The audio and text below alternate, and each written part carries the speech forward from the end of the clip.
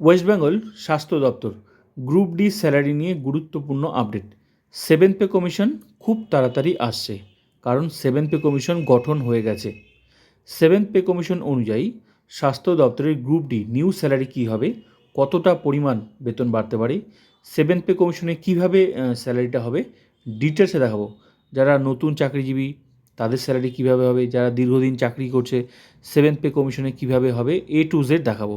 তো দেখে নেওয়া যাক সপ্তম বেতন কমিশন অনুযায়ী স্বাস্থ্য দপ্তরের গ্রুপ ডি পোস্টের স্যালারি কী হবে, কতটা পরিমাণ বেতন বাড়তে পারে।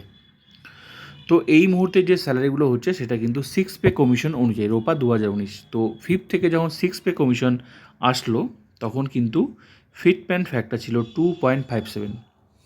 এবার কেন্দ্র সরকার আর রাজ্য সরকার কিন্তু এখন একই, আর কেন্দ্রে চলছে সেভেন্থ পে কমিশন, 7 থেকে আসবে 8-এ, আর রাজ্যে চলছে 6 থেকে আসবে 7। কেন্দ্রে একটা বেশি আছে। এই কেন্দ্রেও কিন্তু 6 থেকে যখন 7 এসেছিল সেখানেও কিন্তু ফিটমেন্ট ফ্যাক্টর ছিল 2.57। তাই এবারে প্রবল সম্ভাবনা কিন্তু 2.57 ফিটমেন্ট ফ্যাক্টর। তো তাহলে কিভাবে হবে আমি দেখাচ্ছি। স্বাস্থ্য দপ্তরের গ্রুপ ডি পোস্টে বেসিক পে এন্ট্রি লেভেলে যে বেসিকটা আছে এই যে 17,000, হ্যাঁ 17,000টা হচ্ছে চাকরির শুরুতেই বেসিক। এই এন্ট্রি লেভেলের বেসিকের সাথে গুণ হবে সেভেন পে কমিশনে যে আসবে। তো যেমন এটা কিন্তু আমি যে বেসিক স্ট্রাকচারটা দেখাচ্ছি এরকমই আসবে, এটা কিন্তু সিক্স পে কমিশনের। তো সেভেন তো এখন আসেনি, কিন্তু কীরকম হবে সেটাই আমি কতটা বেতন ডিটেলসে দেখাবো। তো আমি এটা একটু দেখিয়ে নিচ্ছি। তো এখানে এই যে এটা সিক্স পে কমিশনের গ্রুপ ডি পোস্টের। তো এই এন্ট্রি লেভেল যে বেসিকটা আছে না, এটা ফিফথ পে কমিশনে কত ছিল, যে 6,600, আগে কত কম ছিল।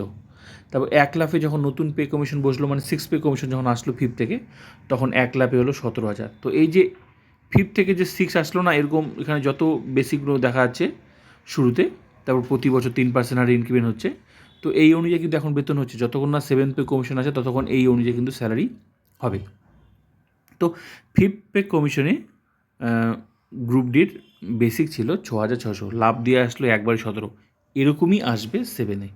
তো এবার এন্ট্রি লেভেলের সাথে গুণ হবে। তো এখানে যে 6,600 থেকে যে 1 লাফে আসলো না, এটা গুণ হয়েছিল 2.57 ফিটমেন্ট ফ্যাক্টর। তো এটা শুধু গ্রুপ ডির ক্ষেত্রে না, যত চাকরিজীবী সবার ক্ষেত্রেই। তো এবারও কিন্তু প্রবল সম্ভাবনা। তাহলে নতুন বেতনটা কীরকম হবে, আর যারা পুরনো চাকরিজীবী তাদেরও আমি দেখাচ্ছি। তো এন্ট্রি লেভেলের যে বেসিকটা আছে সেটার সাথেই গুণ হবে।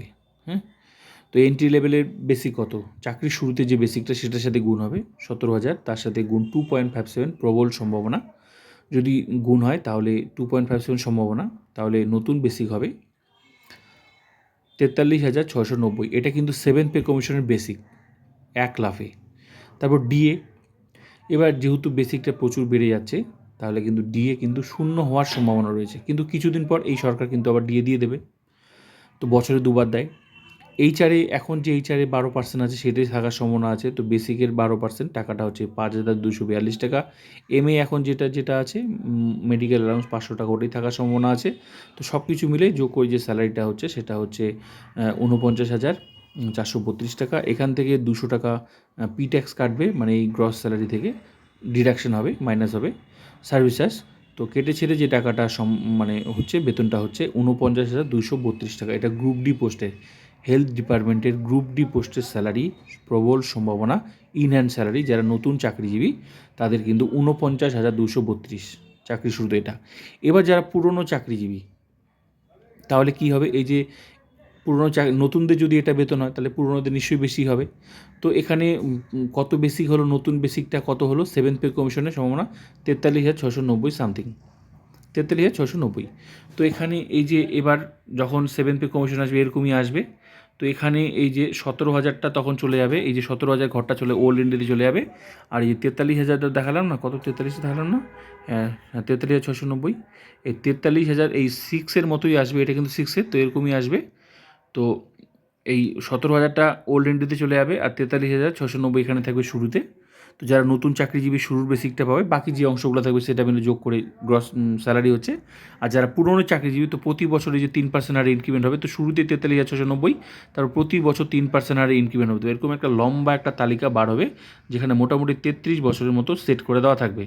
এবার আবার 7th পে কমিশন সেরকমই স্যালারি হবে। যারা পুরনো চাকরিজীবী, যারা দীর্ঘদিন চাকরি করছে, এবার তাদের কত বছর বয়স চাকরির, যদি কারো 5 বছর বয়স হয় তাহলে 5 বছরের মাথায় ঘরটা বেসিকটা হবে। কারো যদি 6 বছর চাকরি হয় তাহলে 6 বছরের বেসিকটা, সঙ্গে বাকি যে অংশগুলো থাকবে HRA MA শুরুতে, তারপর কিছুদিন পর দিয়ে সব কিছু মিলে যে যোগ করে স্যালারিটা সেটাই। তো এই গ্রস স্যালারি বেসিকটা বার করলেই তো বোঝা যাচ্ছে। তো বেসিকটা তো যখন 7th পে কমিশন প্রতি বছর বাড়তে থাকবে, তো যার যত চাকরি বয়স সেই হিসাবে সেই বেসিকটা, আর যারা নতুন চাকরিজীবী শুরুতে থাকবে 43,690। তো এইভাবে কিন্তু নতুন চাকরিজীবী আর পুরনো চাকরিজীবীদের বেতনগুলো 7th পে কমিশনে হবে। হ্যাঁ, তো এই মুহূর্তে যে এন্ট্রি লেভেলের সমস্ত চাকরিজীবী এন্ট্রি লেভেলের বেসিকের সাথেই গুণ হবে, কিন্তু গুণ হলে সংখ্যাটা তো এমনি বাড়ছে। তাই প্রবল সম্ভাবনা রয়েছে কিন্তু 2.57, কিন্তু এই বিষয় হলো এর থেকে বেশিও হতে পারে, এর থেকে কমও হতে পারে। কিন্তু যাই হোক, এই 17,000 এন্ট্রি লেভেলের যে বেসিকটা আছে না, চাকরি শুরুতে যে বেসিকটা আছে, ওটার সাথে গুণ হবে। তো গুণ হলে যে এমনি সংখ্যাটা বাড়ছে, আর বেতন তো প্রচুর বাড়বে। হ্যাঁ, সেই 2.57ই করুক, বা এর থেকে বেশি করুক, বা এর থেকে কমই করুক, যাই করুক, বেতন কিন্তু প্রচুর বাড়ছে। কারণ গুণ করলে সংখ্যাটা এমনিই বাড়ছে, প্রচুর বেতন বাড়বে।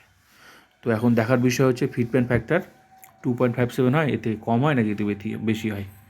তো ভিডিওটা ভালো লাগলে like comment subscribe and share.